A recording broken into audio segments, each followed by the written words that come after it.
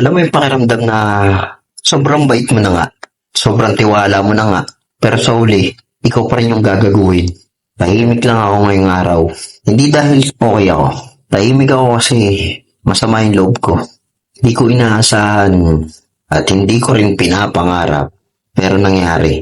Yung madalas na nangyayaring kinagagalit ko at kinaiinis ko. Sa totoo lang, ito yung kwento. Hindi ko sila pinili dahil magaling sila. Hindi ko sila tinanggap dahil may experience sila. Tinanggap ko sila dahil gusto ko silang tulungan. Kahit walang requirements, walang papeles, basta gustong magtrabaho. Sige, pasok. Ang iniisip ko kasi noon, kung ako nga binigyan ng pagkakataon bakit hindi ko kayang ibigay sa iba? At hindi lang basta trabaho yung binigay ko. Ang binigay ko ay tiwala, respeto, tamang pakain, tamang sweldo, kahit minsan kulang pa ang kita ng negosyo.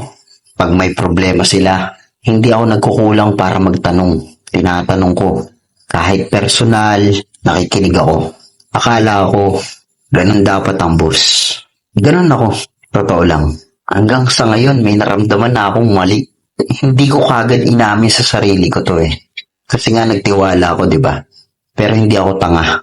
Ngayon gumawa ako ng paraan. Yung silent audit. Tahimik lang. Nagsimula akong magbantay itong mga nakaraang araw. At boom, ayun na nga. Nahuli ko na. May mga ebidensya ako, larawan. Totoong may pruweba ako. Kasi hindi lang pera nawala kundi pagkakataon. Yung tiwalang binuo mo, yung kabutihang inalay mo, sinayang lang nila. Pero ang mas masakit, hindi lang yung pagnanakaw ng mga yun. Hindi yung mismong narinig kong sabi-sabi nila. Ito yung sabi nila Bakit pa nila sasabihin yung mali? Hindi naman sila magmamana ng negosyo ko. Grabe, di ba?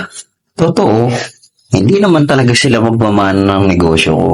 Pero sana naisip nila, yung kaya kong maibigay, yung peace of mind, yung maaasahan nilang pangmatagalang trabaho, yun yung kaya kong ibigay sa kanila. At andito ako para doon.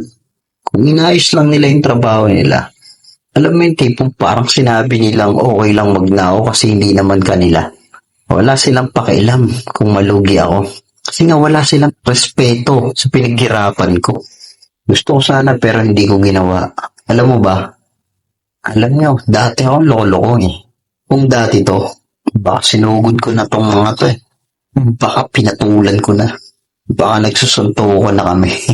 Pero alam mo ba kung bakit hindi ko ginagawa? Kasi hindi ko gustong patulan sila. At hindi ko gustong patungan ng mali ang mali. Kasi kung gagaguhin nila ako, tingin ko hayaan mo na.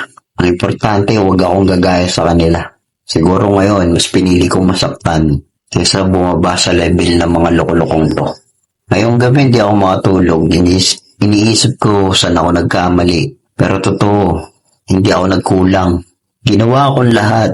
Pero kahit anong bait ko, ginawa pa rin nila yun. The best na ako nagtiwala. Pero ngayon, ito lang naman. Kaya na-realize ko, ang puso, kailangan may kasama ring utak. Ang negosyo, hindi lang basta malasakit. Siguro kailangan ng tamang disiplina. Kaya ngayon ito, hindi para magreklamo lang, kundi para magbago. Para matuto. Para sa mga kapwa ko negosyante na baka dumaan din sa ganito. Ito yung mga natutunan ko. Ito ang mga gagawin ko mula ngayon. Siguro kailangan ko ng tamang sistema. Mas lalong pagtibayin ko yung daily logbook, daily reporting, inventory check, resibo. Hindi na tiwala lang. Kasi tingin ko ay isa sa pagkakamali ko. At sa silent audit at CCTV, siguro hindi para manakot. Para lang alam ng lahat na may pananagutan. At kailangan siguro may orientation bago magtrabaho para alam nilang rules at alam din nilang consequences. At hindi na rin ako tatanggap ng walang background. Tulong? Oo.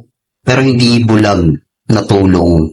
At ipapasa ko ang culture ng malasakit, culture ng negosyo ko. Siguro mas maganda na mas maipaliwanag sa kanila na hindi lang to negosyo ko at payo ko para sa mga nasasaktan na rin. Kung ikaw niloko ka rin ng mga taong tinulungan mo, huwag mong hayaan baguhin ka ng sakit. Siguro mas mainam baguhin mo yung sistema, pero huwag mong alisin ang kabutihan dyan sa puso mo.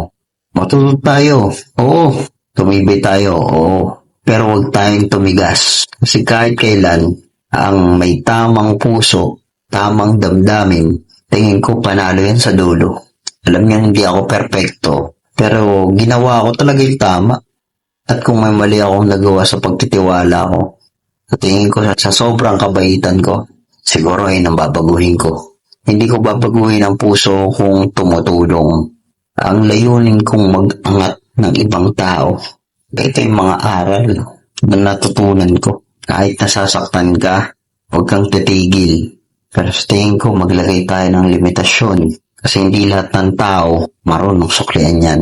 Maraming salamat kung may natutunan kayo. Pakishare.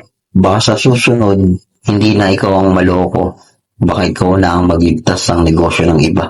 Hanggang dito na lang. Salamat.